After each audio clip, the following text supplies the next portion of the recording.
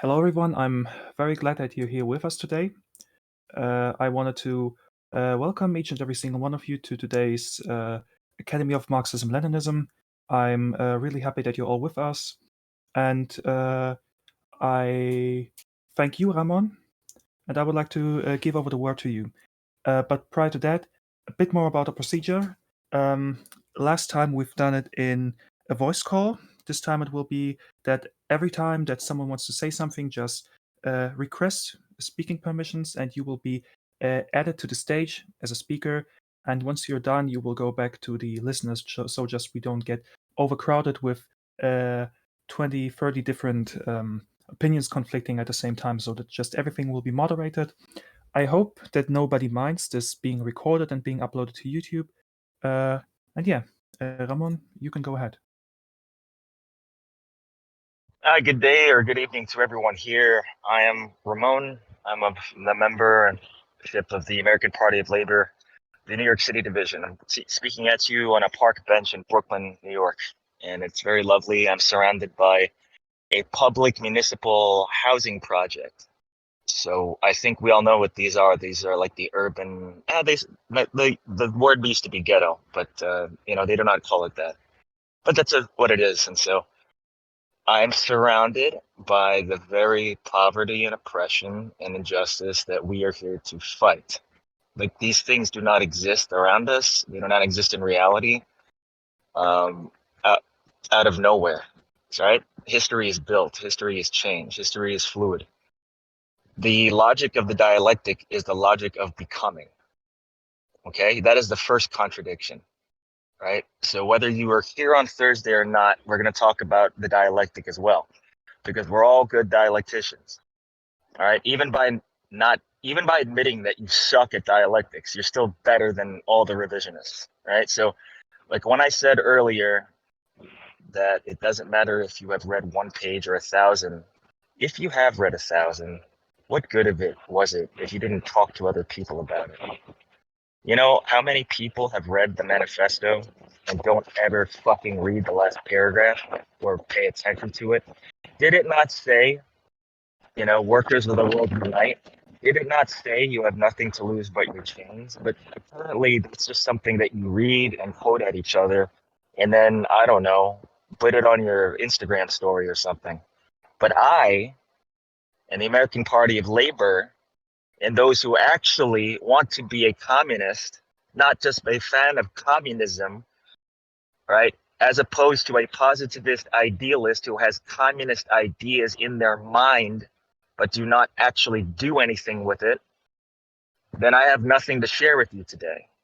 I have something to share with people that intend to be violent with capital, whether they're violent with their actions, like being at a trade union or striking or forming a tenant association or confronting the violence of the racist police in the United States and other countries, or maybe theoretical violence by analyzing the contradictions of the year 2021, where you sit, where you listen to this fucking person over the internet, right? We're here for that. Okay, so all the people around me in the imperial core, like you all talk about the United States, it's so hard to do things here because we're all stupid and ignorant and fascist. You in the outside or the second layer of imperialism, or actually maybe you are in a neo colony, like you have the bare face of exploitation in front of you as well in other ways. So I challenge you to go find pockets of poverty and misery, because I assume everyone on this call has stable internet, right? So that is to say, by material implication and use of logic, all of you have access to the internet. All of you have mobile devices. You are automatically better than 98% of the world. So I just want to hope that there's 22 people listening to me right now. There's 22 human beings, right? I hope that the ideas, the Marxist-Leninist ideas that I put in your head end up somewhere, so that I am no longer surrounded by poverty in Brooklyn, and that you are no longer surrounded in Europe with Muslim migrants who can't ever find decent jobs. You are surrounded by sick and dying workers who are overworked, who are from other countries, and you are in an EU country perhaps, or even better, a Euro country, right?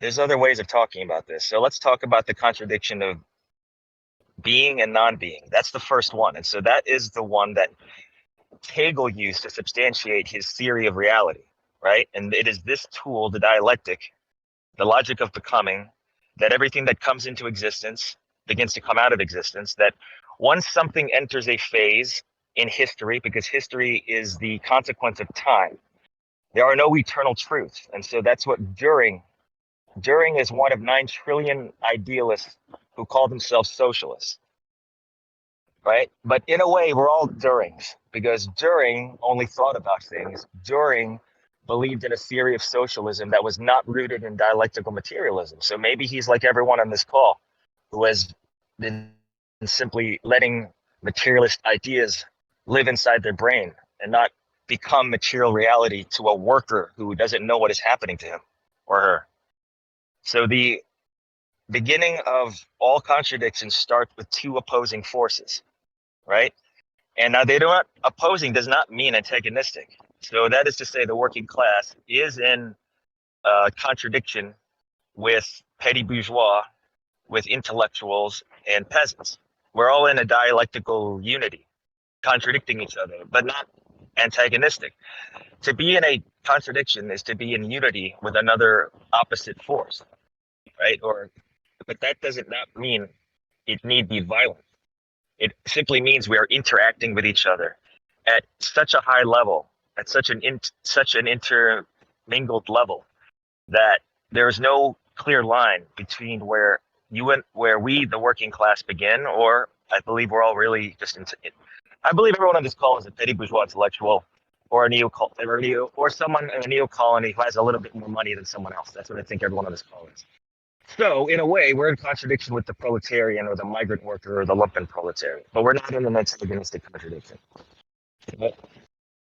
So likewise with the beginnings of any hard science, right? There is contradiction between the earth, right, and the other bodies around it. There's contradiction in the force, in the movement of all things. All force requires mass times acceleration. That happens over time. So things do not ever go back to where they were. Things cannot unhappen.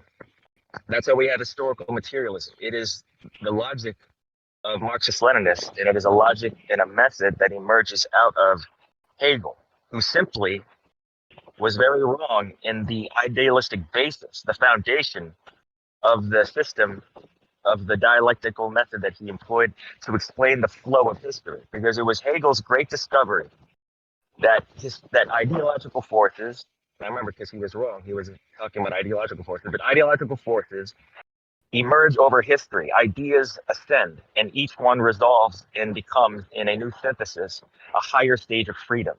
Because Hegel argues that the fundamental unit or atom of the historical universe is the universal spirit, the capital I, idea, which has existed from God before time. It was always being. It always was. But the universal spirit found place in material reality when God created the universe. And so, thus, the spirit had to emerge over time. It did not exist in its full measure. It was a seed that had to phase and pass through different stages, right? Therefore, the universal spirit emerged in the ascendance of the human race, and gained higher and higher stages of freedom and liberty.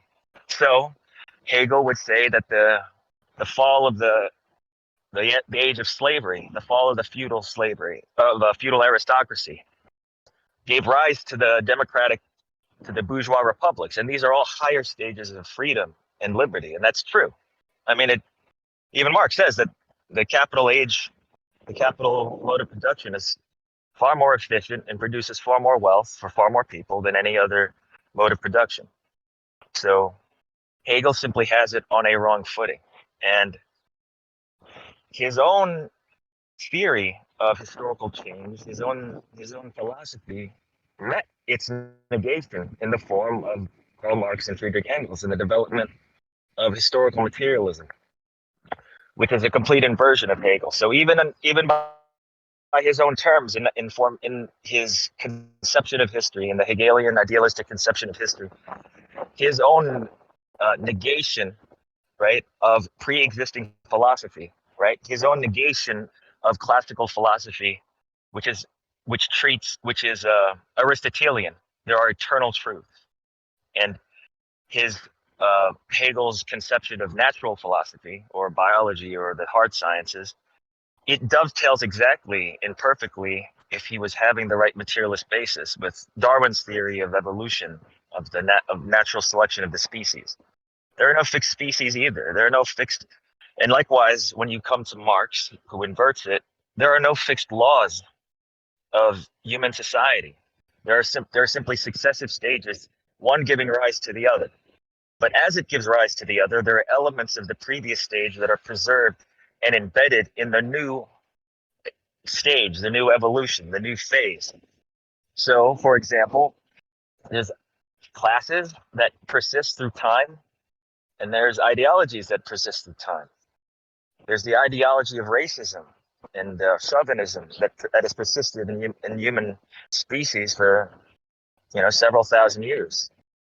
However, where you and I sit in the year 2021, there is no conception of your experience of racism, the way that you see it, feel it, and smell it, right? In the year 2021, there is no conception or true understanding of the content of racism, absent having some kind of connection to the capitalist mode of production. So I'd like to say Ramon is a person. A person is not Ramon. Does that make sense? And I've kind of talked for about several minutes now, and I want to pause there. And right now we're in this very extremely high macro view, a universal abstract view, and we'll get down into the concrete. But it is important to understand that we are talking both about the philosophical basis of Marxist-Leninism, which is historical and dialectical materialism. At the same time, we're also talking about political economy and how the absence of eternal truth is part of our defense of the Marxist-Leninist scientific socialist or ideology. So I'll stop there. Comrade? Yeah. I've had a speaking request from Comrade Angry Max Fury Street. I would like to invite him to the speaking podium for a second. Yeah, of course. I want to stop talking for a bit and just hear questions. Please. Hello. Hello. Oh shoot! Sorry, a car just ran by. I hope that's not too distracting. We actually didn't hear anything. Oh yeah. Oh, thank Lord. Thank Lenin. I don't know. Anyways, so that was a silly joke. God is Spinoza. Spinoza. Okay. God is real, but it's Spinoza's God. Yeah. So when you were talking about dialectical materialism, I was sort of thinking about evolution and how it ties into that. So it reminded me a little bit about science class and how in a textbook, the way that they categorize different types of skulls over the years, you might have Homo sapiens, Homo habilis, Homo erect. I don't remember all of them, but there was a bunch of different kinds of skulls. And above each skull, there was a different date, right? Like 400,000 years ago, there was this type of skull. 300,000 years ago, there was this type of skull, right? And I think it was like 100,000 years ago was Homo erectus. And now, like you might have noticed when you were taking like a class in science and you looked at a skull that said Homo erectus 100,000 years ago, you intuitively knew that 100,000 years ago, somebody with a Homo erectus, right, didn't give birth to somebody who was just suddenly a Homo sapien, right? That transition from Homo erectus to Homo sapien didn't happen exactly at that point 100,000 years ago. There was definitely a slow process to become Homo sapiens, right, over time. But scientists, what they do is they look back and they draw these categories in the sand. They decide, like, well, you know what, this skull is too weird. Where do we draw the line? We draw the line right here, right? We draw the line right here. And that's how evolutionary biologists categorize things. Like, in reality, like, you could theoretically just have one category called, you know, life. You know, you could theoretically, like, oh, well, all the plants, all, you know, because the way that they delineate where one type of thing ends and a new type of thing begins, that's all kind of a social construct. And Right, exactly. so when we talk about historical materialism, I think we're acknowledging that fact that a lot of these lines in the sand, even historically, you know, where does World War II really begin? You know, should it begin? Like, I know in America it starts with Pearl Harbor in 1941. That's where World War II started for us anyway. But you'll notice that other countries seem to have World War II start way earlier.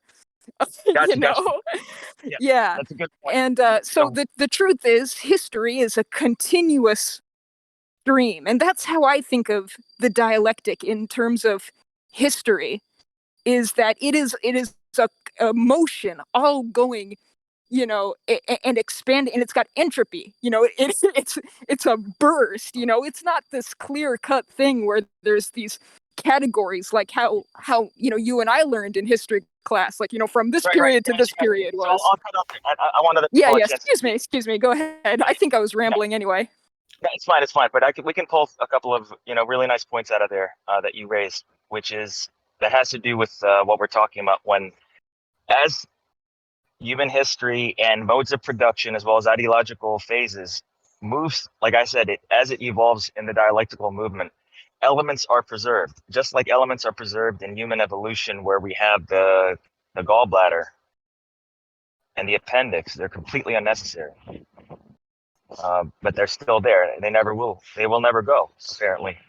So there remain appendages, just like the landlord and racism have always existed. But the landlord or the aristocrat or the feudal lord or the owner of agricultural fields is a completely different conception right now than it is 1,000 years ago. So there have always been petty bourgeois merchants of some kind, independent producers or peasants of some kind, artisans and intellectuals of some kind throughout this, you know, all phases of human society, all modes of production. But their particular configuration now is inextricably linked to the class mode of production, to the capital mode of production. So even something like patriarchal relations or feminist relations, right? Our conception of patriarchy in contradiction with feminism, right?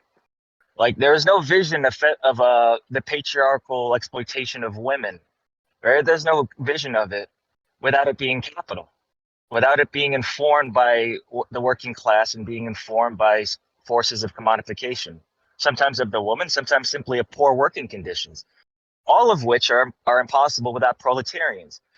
Proletarians are impossible without people who are cut off and alienated from the instruments of the production and the inability to reproduce their own living conditions and reproduce socially and physically in society.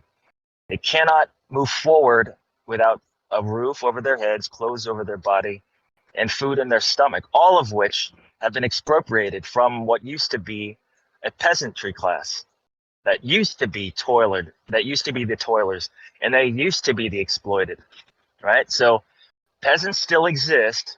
You cannot think of them in any relevant way. Whatever your conception, it is completely impossible for it to be realistic or materially based in any way unless it is informed and determined and understood through the lens of the class struggle between capitalists and the proletarian. Does anyone else have a question before we continue? I would like a couple more like more direct questions as opposed to comments. Thank you. I have a short one, actually. Yeah. Okay, so it's pretty straightforward. The problem is I don't know how possible it is for you to give an actual answer to it. So I have noticed every time I talk about communism, as an ideology in general, that people are not gonna be discouraged by the sayings of Marx or Lenin, for example. It will be like, okay, he's right about that one. He's right about that one too. But they say that does not work in praxis. It only works in theory. So the reason why most of the time is they can understand dialectics, and therefore they can understand the reason behind some terms, Marxist or not, that are needed. For example, the dictatorship of the proletariat. They can understand the significance of it. So how do we get someone that does not have any experience or knowledge to actually understand dialectical and historical materialism, which is a science itself, actually? Well, I'm so glad you asked that question, because I can absolutely answer your question, right? Because you're talking about a conversation between human beings, right? Human beings must relate to each other, right? Yeah. Therefore, it follows that for them to trust the veracity of what you say, you see, because you're bringing them these other messengers. You have no message of your own. You're talking about these other people who are dead. You think that like I'm literally talking to you from a ghetto in New York City, and I literally help proletarians every week. And it is through this praxis that I have the confidence to speak to you. Because by working with the actual working class in their forms of in their different situations, such as working conditions, living conditions, economic conditions, social conditions, the beauty of the park, the beauty of the forest, all these things are ways for you to help and assist the working class and expand class consciousness, and show that by implicit action, by actually helping a worker improve their material conditions, you're actually implicitly criticizing the failings of the capital system. That's one thing, right? And let me just say that what the value of that one thing is. It's probably more useful than whoever the fuck you're talking to. Because whoever the fuck you're talking to is educated like you, and you just said that you're able to make a series of logical arguments to these people. Okay, so these are positivists. These are people who are looking at everything as if you can explain it with a statistic. Certain things are discoverable only by activity and praxis. Certain truths are only discernible when you actually go into the outside world and bring them the Marxist-Leninist message or the socialist message that workers must fight for and determine the conditions of their labor, right? That rent and apartments and housing are monopolies. They didn't make the land. Nature made the land. It is an excuse, at least the industrial capitalist, as Marx writes in Capital Volume 3, which I've read, but it's useless that I've read it unless I tell a fucking proletarian about it. It's goddamn useless. Okay, so first of all, whoever you're talking to, they're useless anyway, because they've reached this point in life and they haven't figured out that the world is unjust. And the only way to address the injustice of the world is to fight against the powers of the world. And the powers of the world are based on an economic theory of the world called capitalism, which produces power, which produces oppression. Okay, so it's really amazing that we can grasp that history flows, but you cannot grasp that you have to help a poor person. And that by helping poor people, you actually have a chance of fighting capital, and that the intellectuals who are conversing on this call, all of you, seriously, all of you seriously are living in a world where there's a pandemic killing all the fucking workers around you. And if they're not around you, why don't you send 10 euros to a goddamn website?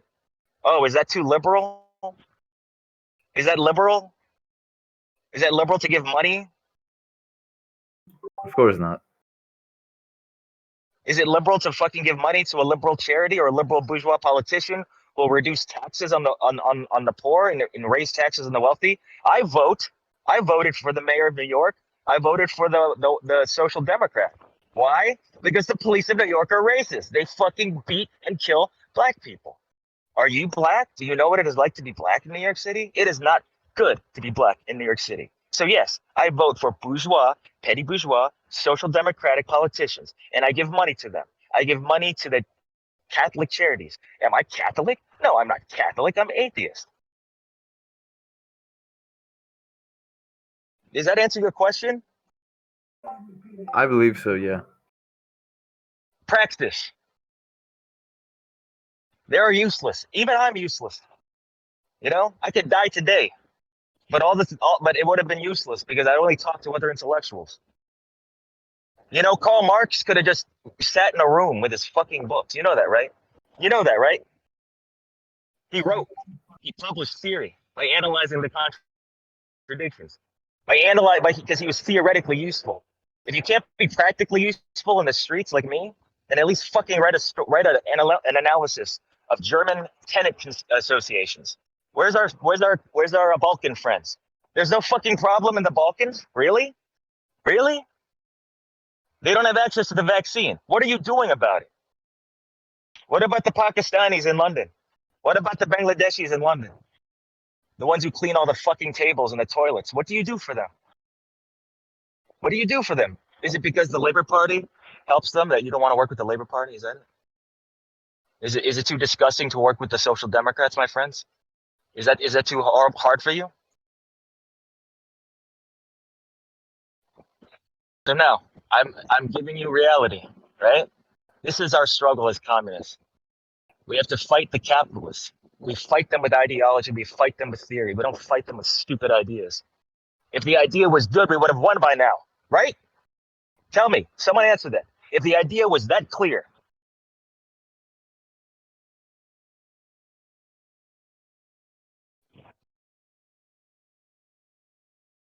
Good. I mean, as I mentioned earlier, people do accept communistic ideas. They just don't get to embrace them. So, yeah, you're right. But why would they listen to a communist who actually doesn't help the world? Don't you understand that Marx wrote very well, Lenin wrote very well? So of course, a person on the street who you're arguing with, now I'm going to be calm. Now I'll be loving.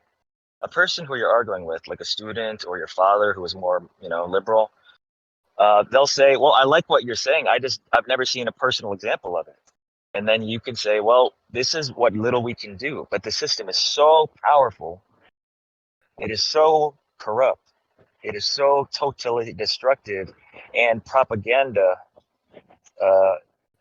brainwashing, and social conditioning that this is what we can do. What little we can do is clean the park and plant trees to fight the climate crisis. What little we can do is vote and support the rent control in Berlin, where they fought all the landlords. Was it just the Marxists and that goddamn I don't even know who came up with that. I always talk about Berlin because that's a wonderful idea. They allied the intellectuals, the petty bourgeois. They allied the religious people. And of course, by then the rich liberals had to support it. Can I say something? Oh yeah. I'm actually from Berlin. It was the Democratic Socialists from Die Linke who came up with that, with the initiative expropriate the tenant lords, Deutsche Wohnen and Co. See, that is a beautiful, beautiful idea, and I wish that Marxist-Leninists had come up with it. But we, Marxist-Leninists, are irrelevant. You see, the Democratic Socialists, the stupid Social Democrats, they talk to the fucking working class, and that's why they're more popular. Good, communists. You didn't know that the rent was too damn high in your own city? And then where are you in Paris and London and in Sofia, Bulgaria? They don't have landlords there too? You can't fight them? The Germans did it? All of you who are in Europe or Asia or Africa, all of you have landlords, all of you. And all the rent is too high. It's all a natural monopoly. It's not even productive of commodities. At least the Apple iPhone is a commodity that if we took over the Apple factory, we could give all the people an iPhone, and that would help their lives. Students should be learning from the iPhone. The poor people in this ghetto, I'm surrounded by Black people smoking and Spanish people smoking right now. Okay, do you hear what I'm saying to you? All right, I'm in the ghetto. All right, they should all have iPhones. You know what they're doing? They have these shitty phones that are folding phones. They don't have this nice phone that I have. But at least the capitalist makes something, the industrial capitalist. What does the landlord make? Nothing. I just told you that. Ricardo and Adam Smith hated landlords, right? They didn't make the land. Nature made the land. The God of Spinoza made the land. And you can fight them on this. And you will always be an ally of the working class. And you will unite different races and ideologies. Even the fucking fascist doesn't like his rent, okay? So think about that. And it's funny because I'm the one who had to tell you this in your own country. I'm the American.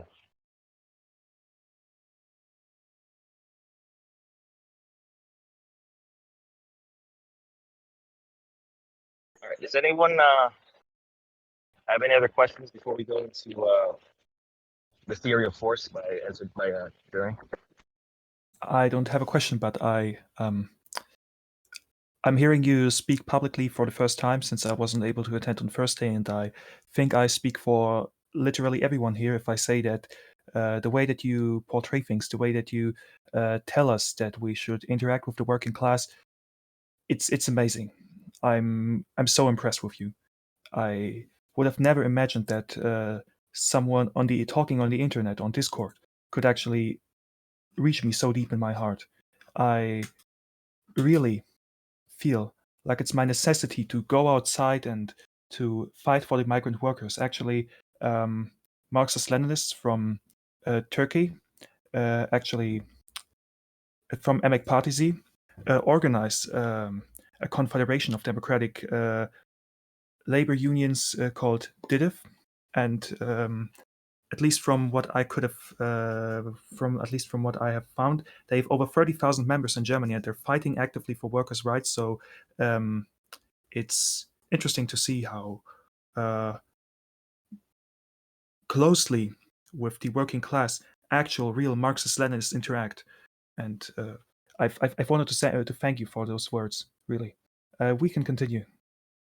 Thank you. So let's go back to fighting eternal truths and why, or in other words, why Hegel is still cool. And I want you all to just really appreciate how much Marx appreciated him. I want to do, before I talk more about the ideology of force, why am I talking about ideology of force in Hegel? Because fucking Düring plagiarizes Hegel. He completely rips him off while making fun of him. So he rejected, if you were here before, but it's fine. If you can look in chapter 12 and chapter 13. Hi. I'm sorry, my friend is here. I'm on the phone with some friends, but I'll be with you. I'm here all day. Okay. All right. So here in the, I just want to let you know, you're in my daily life. We're registering members of this this municipal flat block to vote. It's very petty bourgeois and liberal of me, isn't it, comrades, that I'm registering them to vote? You know why? I want them to vote against the terrible mayor. I want them to vote so that we have education in the public schools. There's no other way to control public schools for the black kids unless you vote. So I'm teaching them to vote. Anyway, the theory of force is the way that Herr Düring describes where economic conflict comes from. He says that the class struggle that Marx talks about is wrong. It's not rooted in some conflict based on class interests. It's because although class is important, it's the ideology of force and violence and coercion that the ruling class has, that the bourgeoisie has, or has in its mind, or believes in, or practices. And this makes possible the oppression of the worker. It is the behavior of the ruling class is their ideology, the chauvinism, just being jerks, I suppose, or you can replace any ideology, right? But it's because the ruling class and the capitalists are, they like to use aggression and force. It's their preference. And that is actually just a complete plagiarizing of Hegel, who believes in the spirit. But at least Hegel's conception of the spirit involved the spirit emerging, flowering, blossoming, and unfolding over time in an evolutionary conditional process, or the Hegelian dialectic. Düring just believes that all ruling classes employ force, and that this is something that happens, that is in the mind of man, and that man is an aggressive being, something like that. And that, thank you, man. Oh, my friend's talking to me. Yep. Yep, I'll write it down. Do not write that. Okay, just at the. Okay, and this is the end right here. Okay. Yes, ma'am. Yes, ma'am. Okay. Yeah, lift the pen. Yeah. Yes, ma'am. Yep. Okay. I will do it for you. Okay. Okay. Just a few minutes. Hello? Okay. I'm sorry about that. Okay. Yep. All right. Okay. So, yes, During puts forth the idea that mankind, that the ruling classes of all history are, or at least now, at the time of his writing, are servants of the ideology of human force, and that somehow this ideology has been with them throughout all time, throughout all history, like an infinite spiritual ideology, and that's total bullshit. So uh, Engels has a lot of fun with this. Engels has a lot of fun with this, and it's great. So if you read the chapter as it begins with the political economy, and I don't need you to read it right now, but more or less he says he gives you a great exposition of Marxist political economy. That is to say, how basically a nice rundown of Capital Volume 1. You get to understand so many of the early chapters, and Engels explains it very well. And what does he explain very well? He says you can have all the ideology in your head. It's just the exact same thing I said to all of you. You can believe in all the force you want and have all the racist feelings or chauvinist feelings, or you can have fantasies of dominating people all you want. Yeah, on the phone.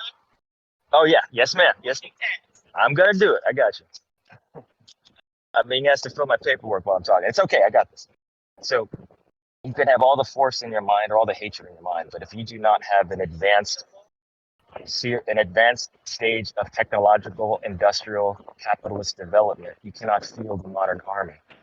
So the colonial nations that Düring is trying to explain, because he's writing in the 1870s, where all the major countries, the British Empire, the French Empire, the Germans are beginning to colonies. Düring explains all this through the ideology of force and chauvinism, and then Marx, through Engels, right? Engels is arguing the Marxist position that you can only do such a thing. You can only have a colonial empire or an empire period unless you have sufficient development of industry to field an army. And that implies a level of development, because to field a professional standing army implies a strong national cohesive government. A strong national cohesive government, if one reads Vladimir Lenin's State and Revolution, right? It is simply a tool or mechanism of the bourgeoisie to control the working class. That is all that the state is. It is a force of suppression. It's a dictatorship of the bourgeois, right? So that is why Herr Düring is wrong. And the dictatorship of the bourgeois emerged as an evolutionary process.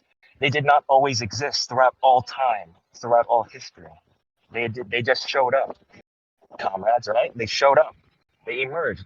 They've always been with us, but they became ascendant. They used to be oppressed too.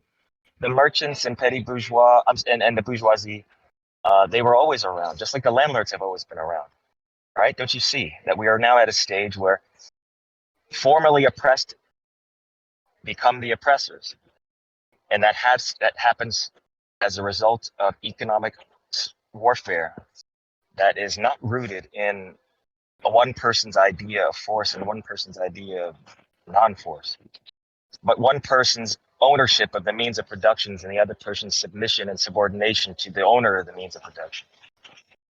I'll stop there. I pause for questions. I want nice questions, short. Just get to the question, and we can help everyone. But I hope to hear from someone who hasn't spoken. I need to hear people who have not done anything.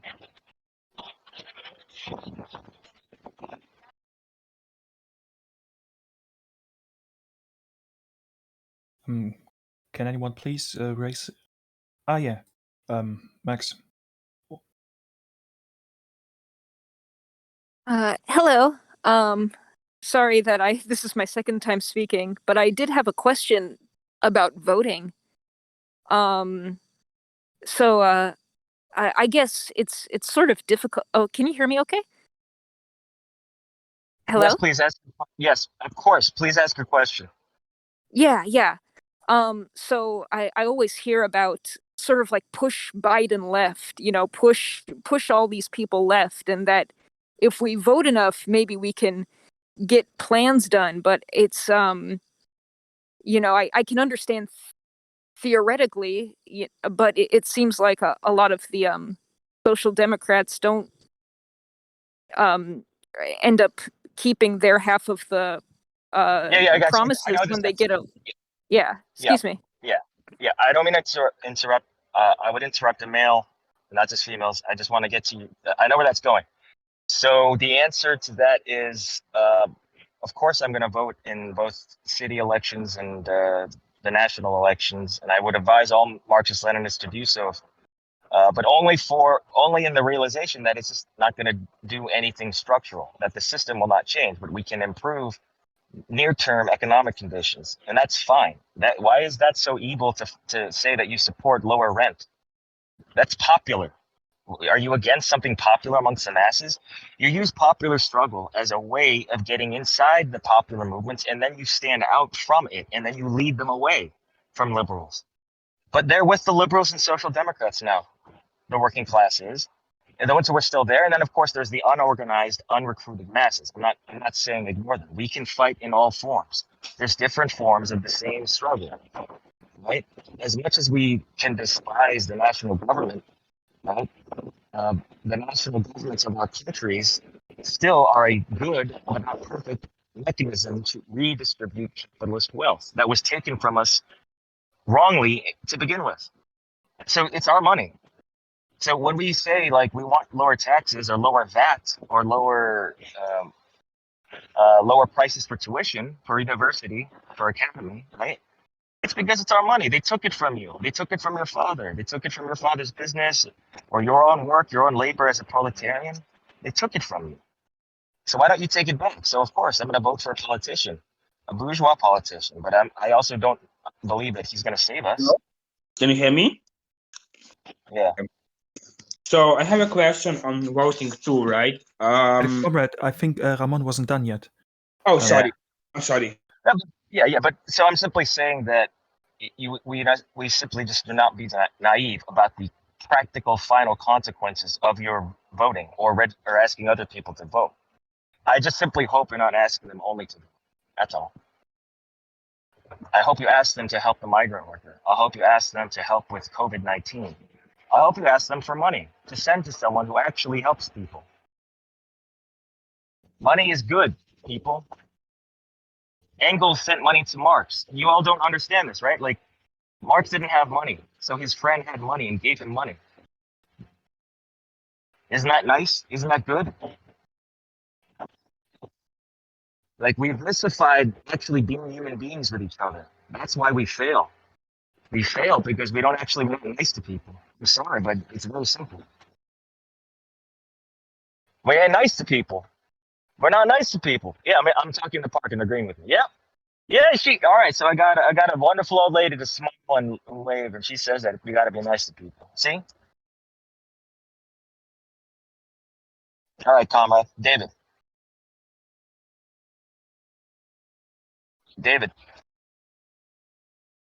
I can't hear you.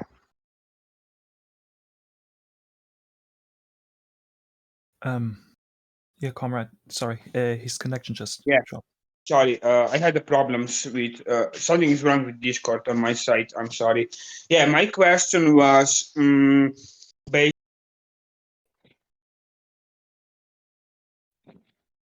Oh. All right, one more try. Sorry. Oh my god. Okay, it's cool. So my question is, okay, so you said we should vote on, federal and, local elections, but isn't that supporting the bourgeoisie in a way also and making them, keeping the status quo in line? So like for me, like when I say I don't vote on federal or on a local or state level. I do not vote.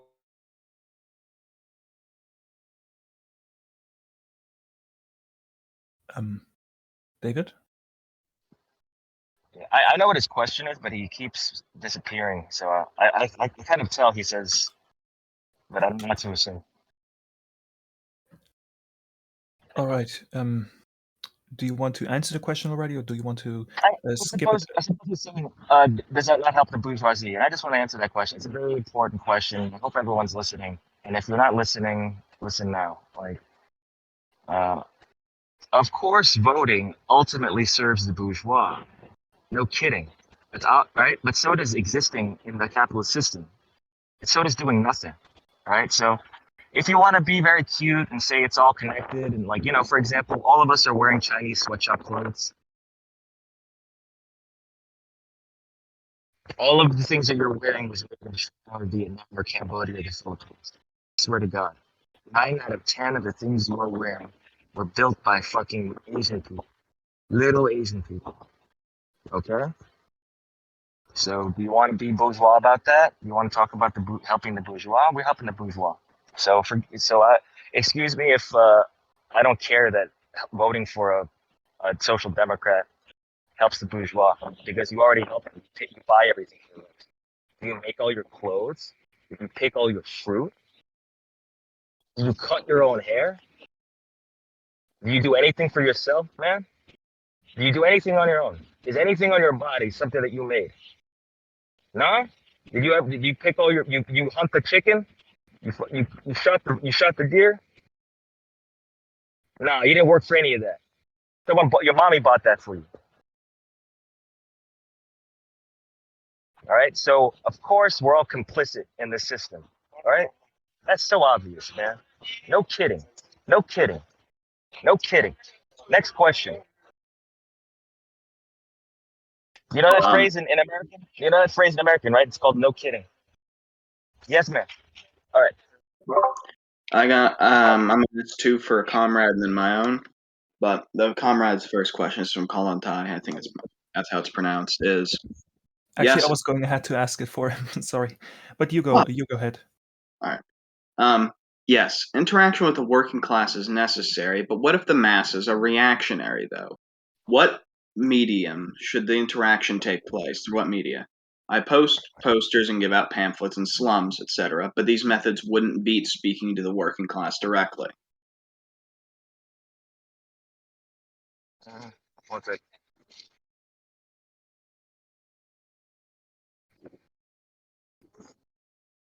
So I'm trying to move where I'm sitting because I'm in. Then if you have actually surveyed the entire community around you, and you have divined that every single one is of a reactionary political ideology, is that what I'm hearing? 100% of the people, 100% of the human beings. I got you. Yes, ma'am. So 100% of the human beings around you, young, old, rich, poor, black, white, they're all fascists. They clarified and said most are some kind of reactionary. Okay, so but you haven't talked to the whole area, right? Do you have a car or a bus or a bike?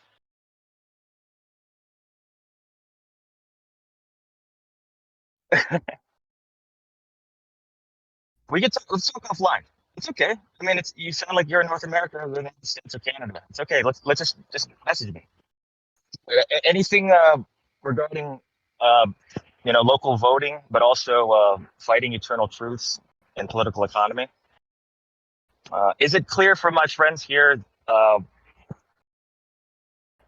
the importance of stressing materialism, the importance of saying that beyond simply saying history moves in stages? Let's stop there because we've all beaten that to death, and we don't have all the time in the world.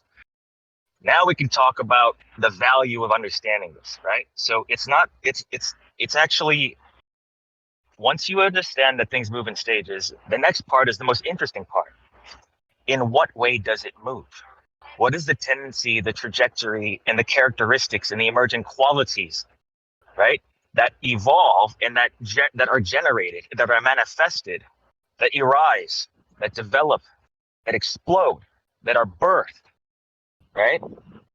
Out of these movements in history, right? So, for example, Lenin in 1917, when he's writing Imperialism, the Highest Stage of Capitalism, right? He's been looking at the contradictions too, okay? And then he has identified, based on material analysis of the concentration and the appearance of monopolies in the advanced countries of the world, he made the great and absolutely scientifically valid theory of imperialism. Karl Marx and Friedrich Engels have no theory of imperialism. Okay, that's Lenin. That's why it's called Marxist-Leninism. He completes the study that Marx began by telling us about the stage of capitalism, about the final stage of capitalism, and where it's going. He told us that we are no longer in a stage, if you remember imperialism, the highest stage of capitalism. He tells us that we've passed into a new era, an era of monopoly capitalism and finance capital, that no longer will you have empires based on nation states overseeing colonies. What you end up with is finance capital controlling imperial nations that use and redivide the raw resources of the developing world through the mere export of capital. Instead of taking over with an army, which is still possible, you simply take all the means of production over in that country and use the workers for raw resources as labor and take all the raw resources, right? That's not in Capital Volume 3. Lenin tells us this by analyzing the material contradictions, and he is analyzing the capitalist class of the year 1917. So he uses the dialectic to understand where capitalism was going, and it had entered a new era. Okay, now just because capital is in its final era and it's dying, it's up to us as Marxist-Leninists to characterize, to study the manner in which capitalism is dying, the manner in which imperialism is decaying. Is it not? That's the quote, right? Imperialism is moribund, decaying capital. Okay, what is the nature of this decay? Are they all decaying equally? Every single branch of capitalist industry, really? It's all decaying? Is no one not stronger than the others? And if they are, why? Which aspects of the working class are ascending? Because they're not all the same, right? How is the labor aristocracy doing? You know, I'll stop there because those are really nice political questions, and I want to go to Q&A now. Okay, so I want more questions on this, on the recent comments, and then have more conversations because I'm very excited to hear what you all think about using the dialectic for now, about understanding the way capitalism is decaying now. Because haven't we all noticed that there's more health crises now? Haven't we all noticed that there's health monopolists and healthcare capitalists emerging now?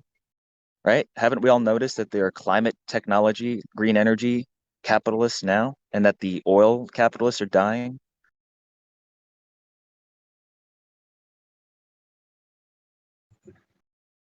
I'm going to ask the person's second question before I get on to mine, which I might have a second one of. But dictatorship of the bourgeois, the owner of the means of production. So dictatorships always existed regarding means of production. Did they also exist in primitive communist communal societies? No, it's very hard to develop an autocrat in communal societies because you have shared division of labor. Autocrats can only exist with a certain level of development where you have people who can produce a surplus apart from an exploiting class. The autocrat usually tends to come from the already exploiting class and simply consolidates it. Communal societies, by definition, cannot allow everyone's working together. So you have no one who can actually take time to actually run everybody if we all have the same tasks. That's actually a good answer. I appreciate it heavily, especially since you answered someone else's question. But for mine, I actually got a new one based on what you asked. And it was on the modern conditions, and it was how much do you think, based on like modern circumstances, as you mentioned, health crises specifically, how much do you think of like this rolling back and privatization and the health crisis, not just in the US, but worldwide, may be like laid at the feet of the collapse of even the revisionist social imperialists in the USSR or something? Well, I think that's a really good question, see, because you're talking about right now, and there is an emerging health industrial complex that has come out of this crisis, and they may subordinate much of the imperialist national policies under this current campaign of vaccine imperialism, which has divided the world between those who have access to the vaccine and those who do not. And that one's ability to carry on as a worker or a capitalist is equally affected by their access to the vaccine. So you have something that is even more transformative than even the internet revolution, because who gives a shit about your internet and Amazon.com if you're dying of Delta virus? Isn't that interesting? It is, yeah. It's a good way of putting it.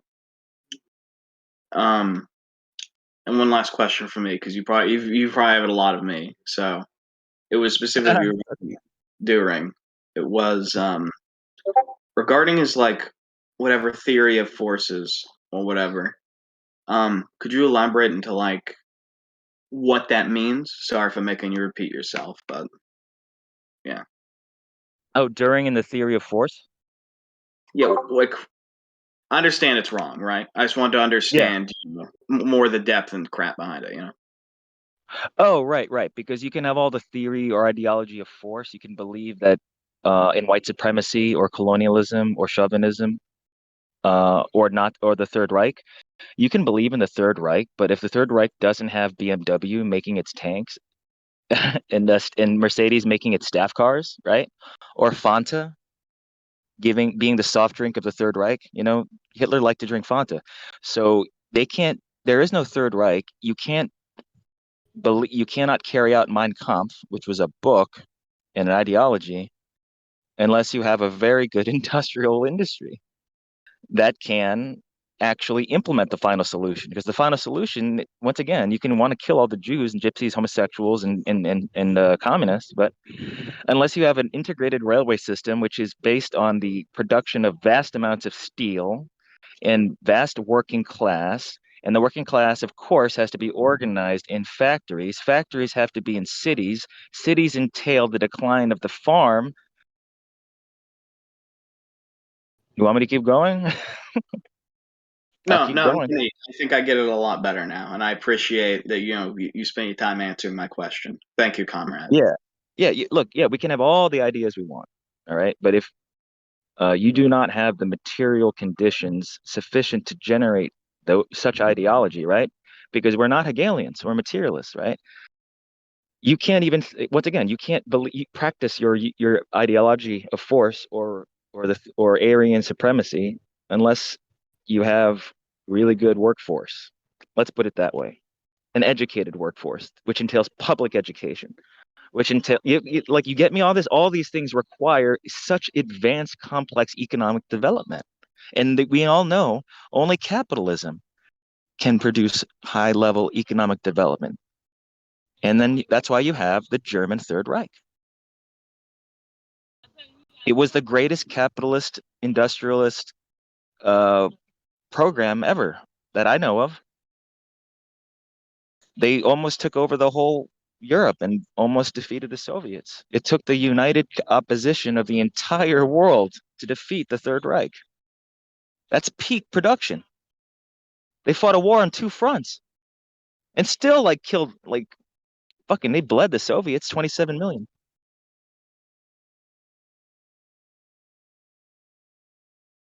Yeah, and all because of the great German industrial capitalists. So why do people put Hitler up on the pedestal? Fucking put BMW. Put Volkswagen. Actually, can I say something about Hitler since we've mentioned him? Yes, of course. I yield to you. Hitler has been made Chancellor of Germany. He's been made Reichskanzler on the 4th of January in 1933 in the house of the banker Kurt von Schröder.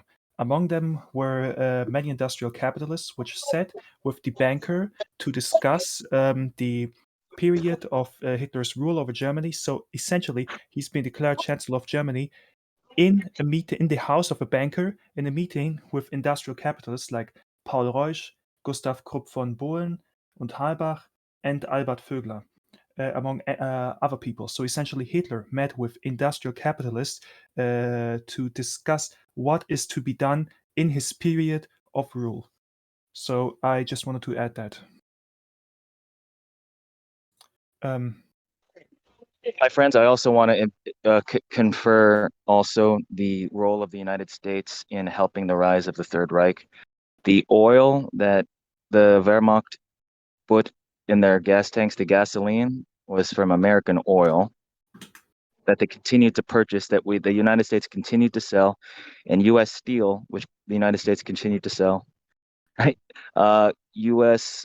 technology and military technology and ideas that they continued to sell to the German army up until 1939. So many of the breakthroughs that the industry of the Third Reich achieved were with American advisors. That's 100% true. It is a capitalist endeavor. World War II. Henry Ford was an idol Oh, of Hitler. Oh my God! Of course, he sponsored the Madison Square Garden rally. In his hello, comrade. Hello, just cut off for a second. Oh, sorry. Yeah, that's my father. Continue, comrade. Oh, tell me more. In Hitler's office of the National Socialist German Workers' Party, Party Central in Munich, Hitler actually had a portrait of Ford hanging. So the Detroit News interviewed him once what the American industrialist meant for him, and Hitler actually said in 1931 that he considers Henry Ford to be his great inspiration in life. I just wanted to add that. It maybe says about something about the Nazis allegedly being socialists, where of course they weren't. Yes, and if Comrade Alfonso, my great comrade, yeah, if right. Alfonso was, oh no, if he was here, is my comrade here? I'm so sorry, I'm not looking at my phone. Actually, he's not. He has told us on topic that he can't attend, but he'll listen to the recording, and he said that you're a great speaker. He agrees with all of us. Okay, he has a story. Well, next time. Are there any other comments or questions? This is now the open period. Yeah, actually, Angry Max Fury Street and Min have a question. Okay, but whoa, anyone else? Someone who's hello? Hello? My question is, my question is, so while During is wrong that an ideology of force obviously cannot be the prime driver of a material reality, what would you say is the role of force in terms of class dictatorship? You know, obviously, like banks often fund police unions. Lenin expands a lot on yes. So you see, the thing is, I hear you. Thank you so much. What a wonderful question. I honor you as a noble comrade. The use of force is but a tool. It is a form of the class conflict. It is not the source of it. It is not the content of it. It is not the essence of it. This man During confuses a symptom with the disease. Force, just like bribery, just like exile, just like forced retirement. It doesn't always have to be beating someone up. You could simply fire them or marginalize them. Like the great Soviet philosopher and the great dialectician Vladimir Ilyenkov of the late 1960s. The disgusting revisionist Khrushchev and Brezhnev regimes silenced him. They isolated him, and in 1979 he killed himself because of the disgrace that he felt. He worked his whole life to be a great philosopher, and his ideas were shouted down. He lost his job. None of his friends would associate with him. It's very difficult to live in one's life. when all of your friends don't talk to you. So he killed himself. You know? So that's force, right? Firing someone till they become depressed and they kill themselves, right? But it's simply a form of coercion. It's a form to make us submit. If we submit gently, then they won't use force. That's all. Just like the old slave masters and feudal lords. It's a tactic. The strategy is capital. It's a symptom. The disease is capital. It is a form. The content and essence is capital. And capital is based on economic conditions. And once again, it flows back to that.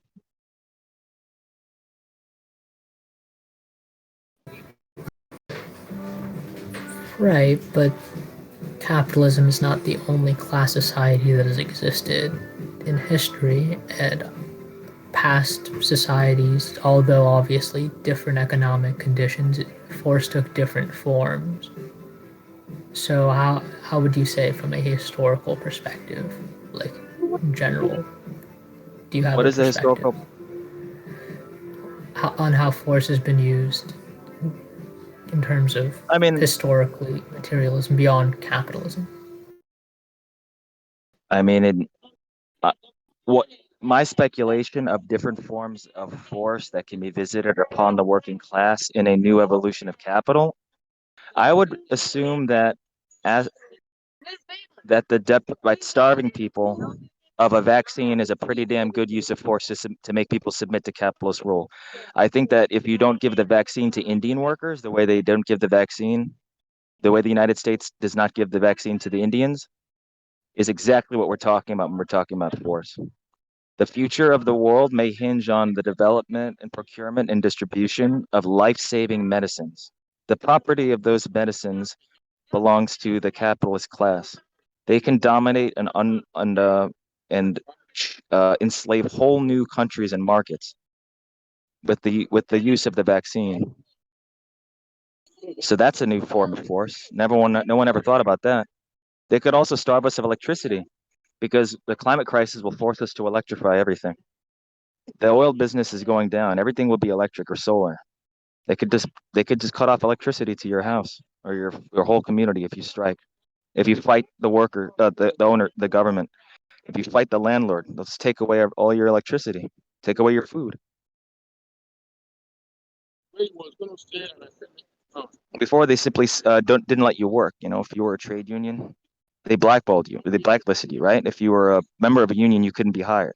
All right, well, you'll be on a national electrified solar grid. They can just cut off your neighborhood.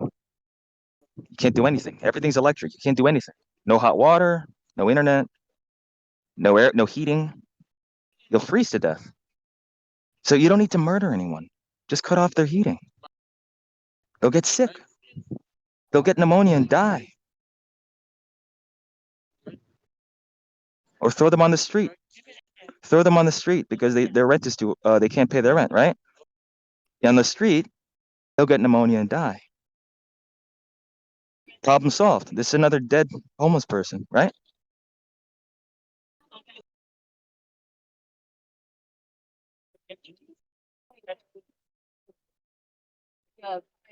Is there another question? We have 20 minutes. We have 20 minutes. All right, Abdullah, can you wait a second? I think Max was going to be first. Then I'd like you to ask a question, please. Thanks a lot.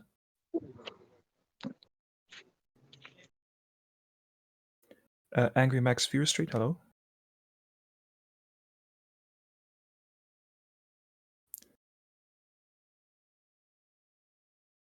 I can't hear you right now. Maybe if there's some shy people, they can ask you, German Marxists, and German of course. Marxists can ask. I know there's some people who are shy, and that's okay. I'm very old. I'm 38. You know, when I was 22, when I was 21, when I was 15, I didn't know how to talk to anyone. So Some people have I'm actually asked it in the 20 chat. years So older than don't you. worry. Yeah. So go ahead, give me some questions. I'm literally 20 years older than all of you, so it's okay. All right, Max. We can't hear you right now. You can write it in the Academy chat. Let's wait for Comrade Abdullah first. Sorry, go ahead. Hey, I'm sure you all are doing very good. So my question is basically, I'm sure a lot of you could relate. The place where I live, basically my city, there's only one communist organization, which is related to the Trotsky International. So should I participate with them and organize the working class? This is basically my question right now. Well, in my view, yes, yeah, I haven't. It's my first time. Yeah, but appreciate it. Hi. So my answer to you. Oh, I'm gonna. There's someone's talking. I have to run. I have to move away real quick. No, not with Trotskyists. Just work with the workers on your own. Just try to work with one. All you need is one. We always have too much ambitions as communists. Make friends and help one person. And then it gives you confidence to talk to groups of people. You know, like, why are we trying to address 10, 20 workers? Address one, a student worker, or a migrant worker that just seems friendly and a bit young, you know? Trotskyists are afraid to approach people in large. They only like to be in groups and stuff and like make it like a group thing. They don't know how to do anything small because there's so few of them. So it's fine. I am actually very confident and comfortable just meeting people one-on-one. And if you want to work together on that, we can talk.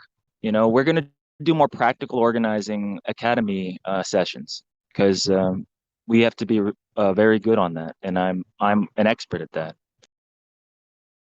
I think I am like the synthesis of that. I've thought about that recently, you know, because like we're all intellectuals, but the thing is the trade union people, they don't know theory, but they know how to talk to everybody, you know? The union people know how to talk to people. Oh, to working people, you know? They use simple, powerful language, you know? And you hear me do that too, right? You know, sometimes when I was yelling, I wasn't speaking like an intellectual. I was speaking like a crazy worker, you know, shouting. And sometimes you have to do that, you know? Sometimes you have to do that. And I'm sure it was shocking for the people here. But that's how union shouting matches go. Sometimes you're in a tough place, right? And when you said reactionary, you know that trade unionists are some reactionary motherfuckers. And Lenin told us about this, didn't he? In What Is to Be Done, he told us this. You want to read that again? We can read that again. But it's okay. We'll do an academy session. So please don't worry about that. And another question I want to ask. So they were pushing me to join their organization recently. So I think, simply stay away from the Trotskyite and organize on my own. In my view, yes. It's absolutely useless. You might as well talk with social democrats. Honestly. All right. At least, Thank at you. least you know what the social democrat wants. At least they're transparent about their weakness, right? Yes. And you know how they think. Oh, yeah, we can fight capitalism this way. It's fine.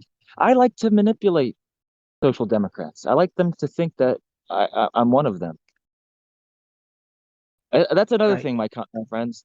Why do you always advertise that you're communist? It's not necessary all the time. Do you see liberals announce that they're liberals? Sometimes, yes, but other times, no. Why do you have to talk about it so much? I know that sounds interesting, right? And paradoxical, because I'm actually an outstanding communist and I'm a brilliant communist.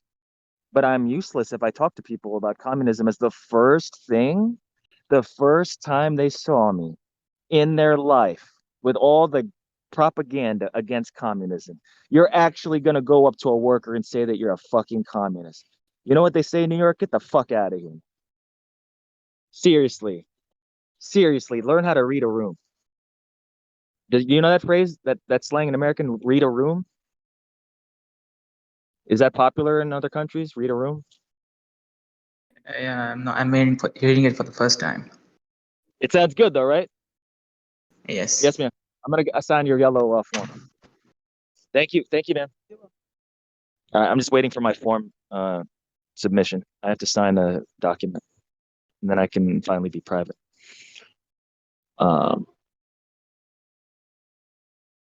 Yeah. Just is there more that you wanted to know? I'm sorry. Thank you very much. I got it. Good. Yeah. Hang out with social democrats. Use them, my friends. They're stupid. Why don't you use them? Let them think you're one of them. All right. And then when you're with workers, then over time, not tomorrow, but over 6 months or 3 months, then you peel them away. You make them communists. You bring them to Enver society. You understand?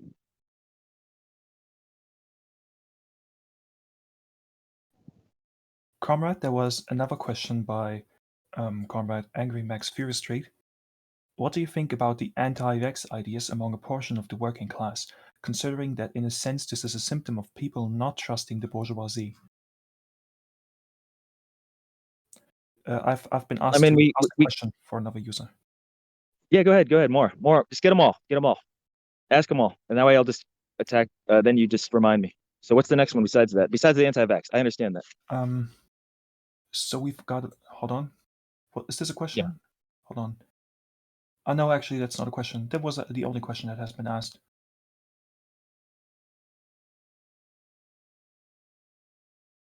Especially from the non-US and non-North American comrades, please. This is a chance for us to connect dialectically. I'm here in New York City talking to you.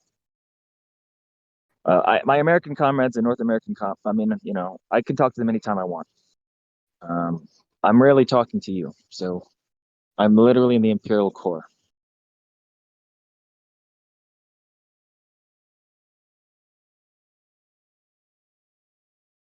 "12 minutes. We can do this. Come on, solidarity. Give me some. How do we fight racism? Next question. By a user, Comrade David.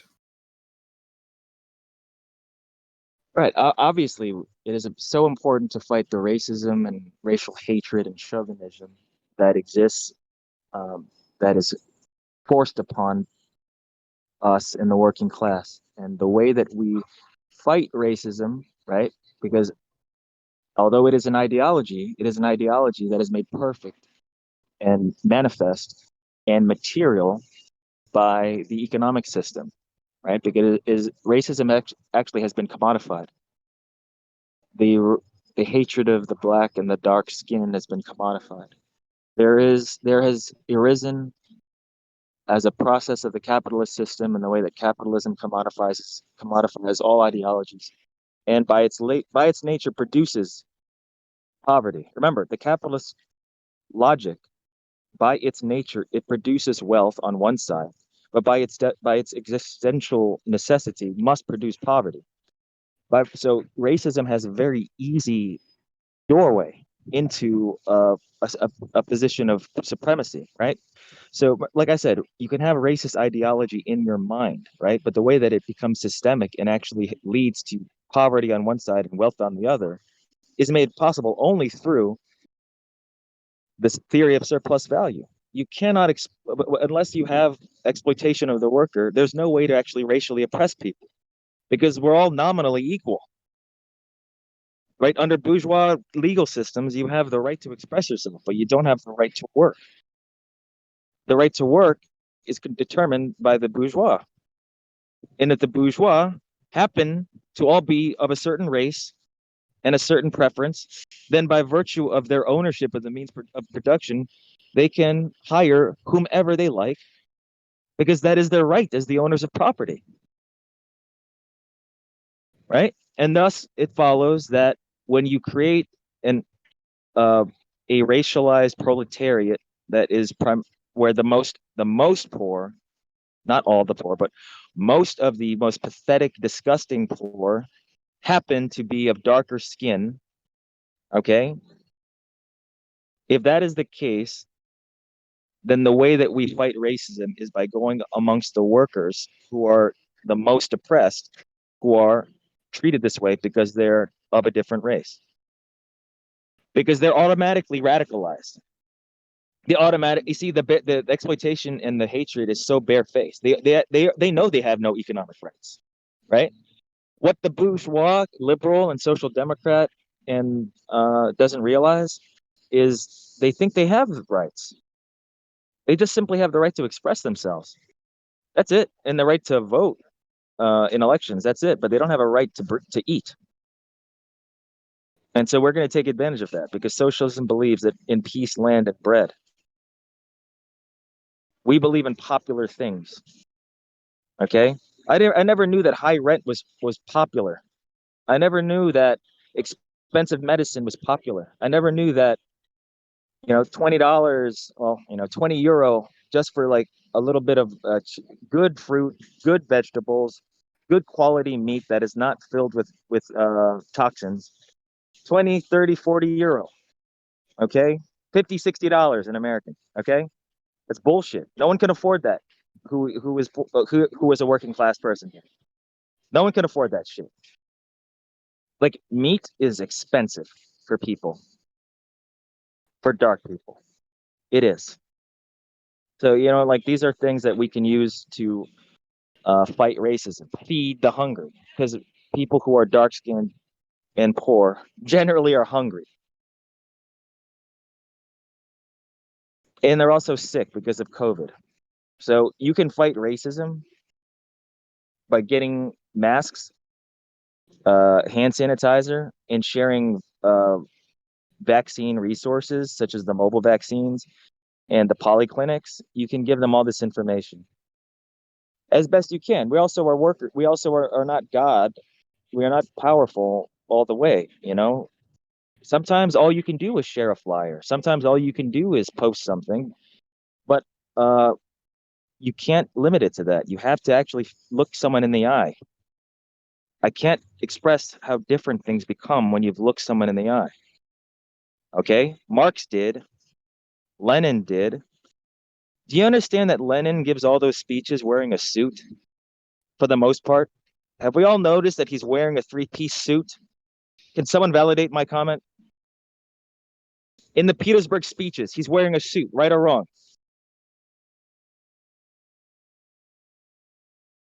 I'm sorry?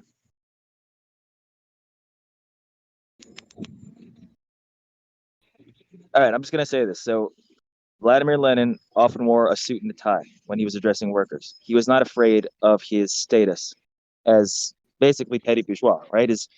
His nanny taught him German, all right? They had money, okay? He went to a university. Didn't matter. He went among the masses, all right? Che Guevara had a nice house and he had many books in his shelf. He was trained as a doctor. He went among the masses. What's his name? Fidel Castro, middle class. He went among the masses. Mao Zedong, middle class, educated. He could read. He went to the peasants and taught them to read. So whatever you think about Chairman Mao, and I know that I don't like his ideology or what it became, but you cannot say he was not a good practicer of Marxism because at least he went there and taught people to read, despite being middle class.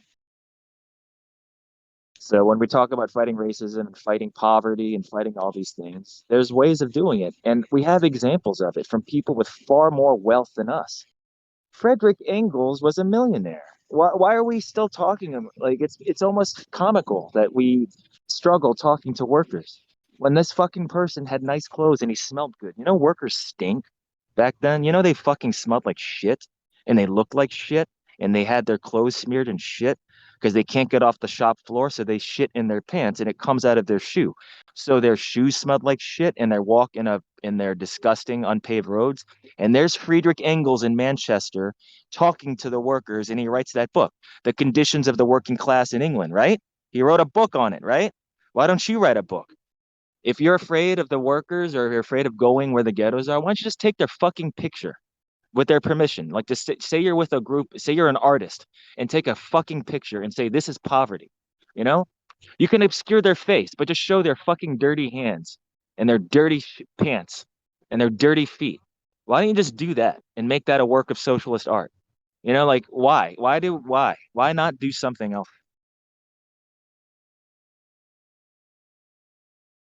Is this good stuff? 4 minutes. There's actually two more questions. Sorry, three.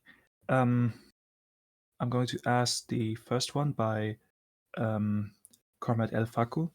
How do we exactly know capitalism's ending? I know we are in a crisis right now and such, but capitalism always ends up getting a stabilized period. Should I ask the other one already, or do you want to? Yeah, go yeah, hold that one. That's very easy. Just because something is dying does not mean that it is dying quickly. That's number one. All right. Secondly, the way that we follow a crisis is not simply because there's a crisis. Periods of peace and normal economic conditions also are great opportunities to continue agitating and radicalizing people. It has been argued correctly by Karl Marx, Engels, Lenin, others, that as imperialism develops, the crises also intensify and they become more frequent. And that's absolutely happening. We've had two major, gigantic economic crises in less than 25 years. The 2007 to 2010, 11, whatever, global financial crisis, which also caused the euro crisis, which caused the austerity crisis in Spain, Portugal, Italy, Ireland, Greece. All right. And now we have the COVID crisis, okay, which has destroyed the workforce of much of the world. All right. How is the world? You know that because of the collapse of many businesses, because of the COVID pandemic, all it did was make the monopolies bigger because they could survive. All the businesses that closed, they were bought by other businesses. So what happens when you have more monopolies? You have higher prices, you have more exploitation, right? And with you have monopolies, the monopolies can buy more political power. So they have even lower wages, more exploitation, more poverty. Do I need to keep going? Like eventually quantity becomes quality. Let's go back to the dialectic of Hegel and Marx. Quantity becomes quality. There reaches a point where there's only so much you can tell the worker that life is going to get better. They will eventually burn the house down. Here in New York City, if there's like 7 or 8 more young black men who get killed without any weapon and it gets filmed, this whole fucking city is going to burn. You understand? The whole nation will grind to a halt. If there are more people that die like George Floyd now, it'll fucking cause it. I don't know, but buildings will burn. It will not be pretty. Okay. And that's here in the core. You all saw, the whole world saw this great, powerful, imperialist, shitty country fall apart culturally and socially last year. Did you not? Did you not see a social revolution happen in the United States? It wasn't political, but it was social. That's important. No one will ever dispute the fact that we have a racist system. The argument here in this disgusting neoliberal country, in this dying empire of the United States, is simply the way that we deal with racism. But they don't hide it anymore. It's racist. But they're trying to come up with little neoliberal solutions to racism. And we all know the only way to really truly end chauvinism and racism is to destroy the capitalist system. All right. I hope that answered that question. Because, yeah, capitalism's dying. It's dying slowly. Kindly read Marxism versus Liberalism, where Stalin is also asked the exact same fucking question. H.G. Wells asked Stalin, you've been talking about a revolution for a long time now. It hasn't happened yet, right? They said, H.G. Wells says, it only appears to have happened in your country. It does not appear to have happened in the places Karl Marx said it would. Mr. Stalin, could you tell us why that is? Stalin said, well, apparently no one here knows what Stalin said because no one here read that essay. No one here read Marxism versus Leninism. It's only about 5 pages. It's on Marxist.org. I guess we should talk about Dang. I guess we should talk about some trot. I guess we should talk about some fucking stupid Twitter person that makes fun of you. All right. I guess we should do that. Instead, read Joseph Stalin, Marxism versus Leninism. I'm sorry, Marxism versus liberalism. Yeah. I've actually read it, by the way. Oh, okay. Okay. Well, in that exact 4-page article, he says, well, I'll ask you something. Did you not know that the Tsar's empire was crumbling many, many years ago? Yet look at how long it took to die. Did you not know already from your study of history that the French Empire would fall long before Louis XVI lost his head, and that really the seeds for the destruction of the French Empire began with the Huguenots and the physiocrats, believing that land is the source of all wealth? Did they not see that in Vietnam, the situation of the French reconquering Vietnam as Indochina was untenable and that the French would eventually have to leave? But it took a 10-year rebellion from the socialists under Ho Chi Minh to destroy the French Empire and later the American invaders? Ah, okay. Okay. Like the revolution is inevitable. Who leads it is not. The collapse of the capitalist system is inevitable, right? What emerges is not. That is up to us. We must intervene in history. That is why we study scientific socialism. It lays out both an ideological and empirical, right? A theoretical and practical material method to understand reality. And if you understand reality as it is, if you understand reality as it was, like Karl Marx, you can forecast the end of the social system in advance, centuries ago in the year 1848, updated in 1917 by Vladimir Lenin, and left that way for us now. You have a science that leads to revolution wherein we know it will be Marxist-Leninist, but we don't know that right now. We know there will be a new economic system, not called capitalism, but we don't know what it'll be because you haven't done anything about it. And the final thesis of Karl Marx regarding Ludwig Feuerbach, right? Philosophers have hitherto only interpreted the world in various ways. The point remains To change it. So that's how it ends. It's 11:33. I thank you all. I hope this was recorded. I bless you all as noble comrades. Everyone in this is now my noble comrade, whether you said anything or not. All of you mean something to me now. And to me We too. are all stronger. We are all stronger and more dangerous now. We're more confident now. We're more vicious now. We're more violent. Because our thoughts and our ideology are dangerous and violent. They're like blades that can cut people's fucking throats open. That's what we do. We become smarter. If you can't fight in the streets, you fucking make yourself smart and useful. Otherwise, get out of this fucking room. Get out of the room. Get out of my movement. Get out of our movement. Stop thinking. Stop calling yourself communist. If you're not a good theoretician, if you're not Bukharin, then become Stalin, who was a peasant or who was an organizer in the street. He was not a theoretician. Trotsky was a theoretician. How did that go? All right, so that's it. Be well now. I Thanks a adore lot. you. Thank you so much. Thank you. I really, really am so grateful to you all. You don't know it. Everyone on this list, I've looked at all your names. Thank you. Bye-bye. We're grateful for you too. See you on Thursday. Goodbye. Bye-bye. Goodbye, comrade. All right, so this rounds it pretty much up. Thanks a lot, everyone, for participating. You can all raise your hands now if you want to give us some feedback and think and tell us what you thought about today's study circle and if there's any criticism or something. All right, JTR ACOM. Hello. Well, what did you think about today's Academy session? Well, it was a really good listen. What can I say? Ramon is a very smart guy, very knowledgeable. I think he's an outstanding speaker. I think he's done a great job. And thanks a lot for participating. No problem. It was great listening. All right. Would anyone else like to say something?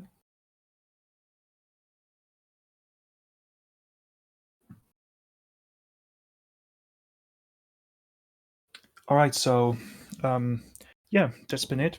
Thanks a lot for participating. We can all meet in the voice chat now and discuss things through. Hereby the stage is closed. I wish you all a great day. Goodbye. You're all dismissed.